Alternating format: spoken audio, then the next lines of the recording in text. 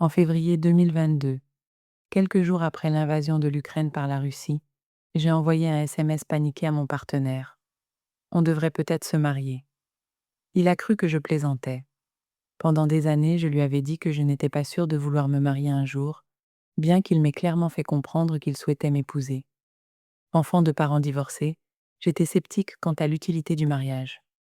Au mieux, le mariage était une expression de l'amour souvent coûteuse. Un amour qui pouvait s'exprimer d'autres manières, n'impliquant pas de changement de statut juridique. Au pire, je craignais que le mariage ne soit une prison sociale et légale.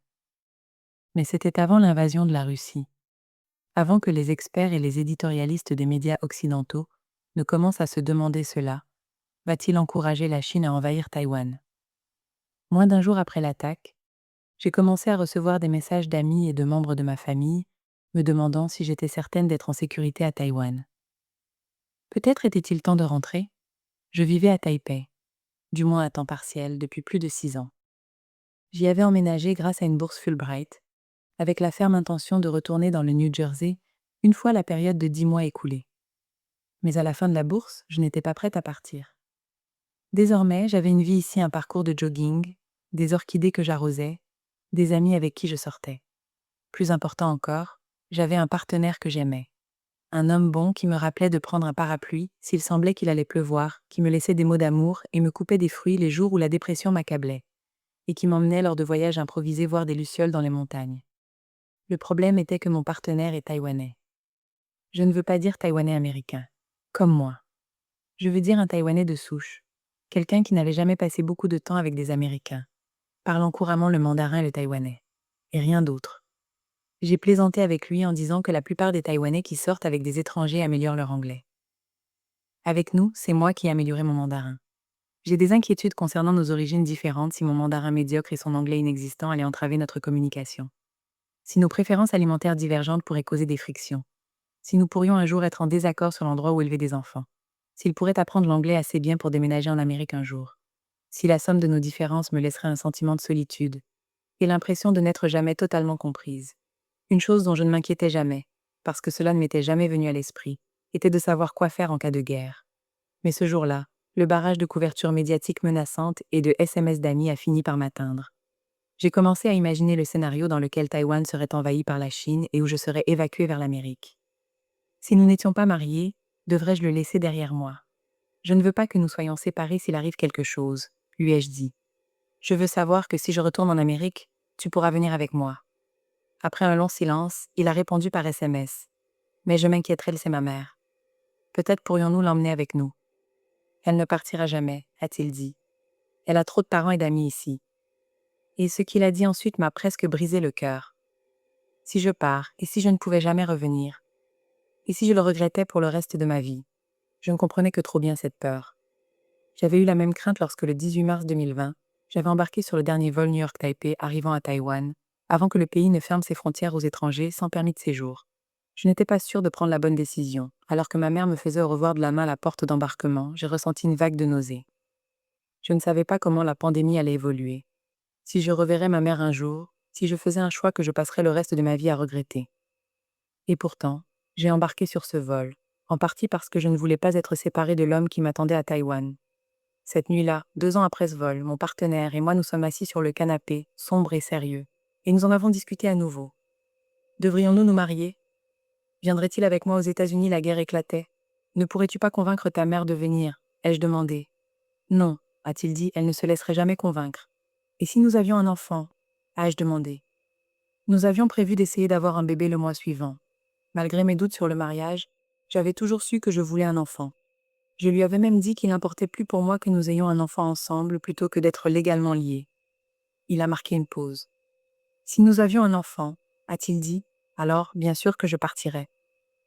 Je ne peux pas laisser notre bébé grandir sans son père. Donc je ne suffis pas. Mais un enfant, si. C'était une question déraisonnable, un brin capricieuse. Ce n'était pas que je ne comprenais pas son dilemme. Je voulais simplement comprendre ses limites, son raisonnement. Je voulais savoir à quoi m'attendre de sa part.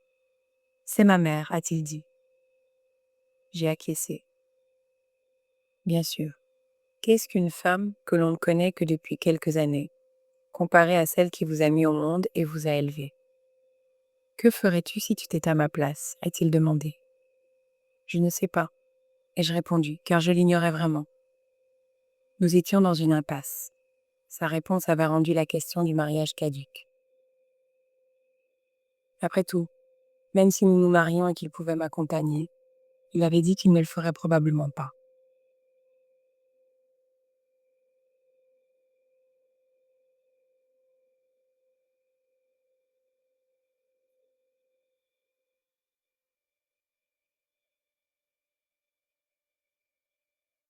Amel avait dit qu'il ne me qu'il à Taïwan. Puis un mois plus Taïwan, puis s'il me ferait proverner, la Chine n'a pas envahi Taïwan. Puis un mois plus tard, c'est que, même après avoir appris la grossesse, je me méfiais du mariage. J'avais entendu dire que les lois à Taïwan favorisaient souvent le mari, que le divorce non consenti était difficile à obtenir et que les affaires de garde d'enfants favorisaient historiquement le père. Mais à mesure que le petit haricot en moi grandissait, j'ai commencé à reconsidérer la question. J'ai pensé à quel point ce serait plus difficile pour notre famille, sur le plan bureaucratique, si mon partenaire et moi n'étions pas légalement reconnus comme une unité.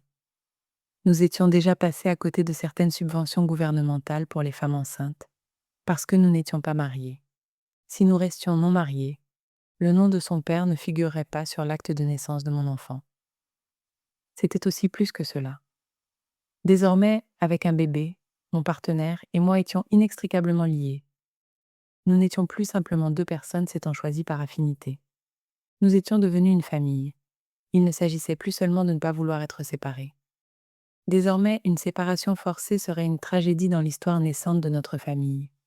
Une tragédie qui modifierait le cours de toute la vie de mon enfant.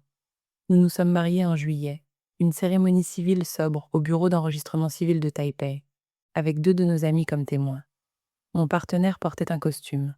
Je portais une robe blanche bon marché. Après avoir signé les papiers du mariage, nous avons échangé des alliances à $20 que nous avions achetées au marché de nuit la veille. Sur le bord de la bague de mon mari est gravé un aphorisme. La joie est une joie doublée. Le chagrin est un chagrin divisé par deux. Quelques mois plus tard, j'ai accouché de notre fils, manquant tous les deux d'y laisser la vie. C'était la première fois que je voyais mon mari pleurer. Pendant des jours, il s'est occupé de nous avec une tendresse patiente, sans se plaindre malgré son manque de sommeil. Je l'ai regardé bercer notre bébé contre sa peau nue, les yeux creusés par des cernes sombres. Et je me suis dit, quelle chance j'ai d'être mariée à cet homme. Notre fils a presque 2 ans maintenant. Nous cherchons des écoles maternelles alors même que ma famille en Amérique continue de me demander quand nous reviendrons. Ils disent que la Chine attaquera probablement Taïwan d'ici 2030. J'acquiesce et j'écoute, mais, comme beaucoup de Taïwanais, je repousse ces pensées. Je dois planifier l'avenir proche, un avenir qui suppose que mon fils ira à l'école à Taipei et que sa grand-mère paternelle vivra à 10 minutes de là. Mon mari et moi ne parlons pas de ce qui se passera si la guerre éclate. Nous ne parlons pas de ce que cela signifierait de laisser sa mère derrière lui ou de son adaptation dans un pays dont il ne parle pas la langue.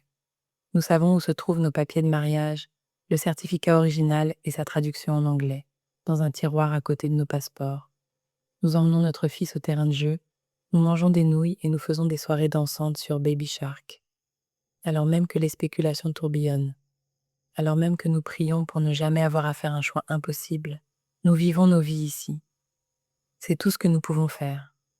Et nous trouvons du réconfort dans la certitude que, quoi qu'il arrive, nous y ferons face ensemble.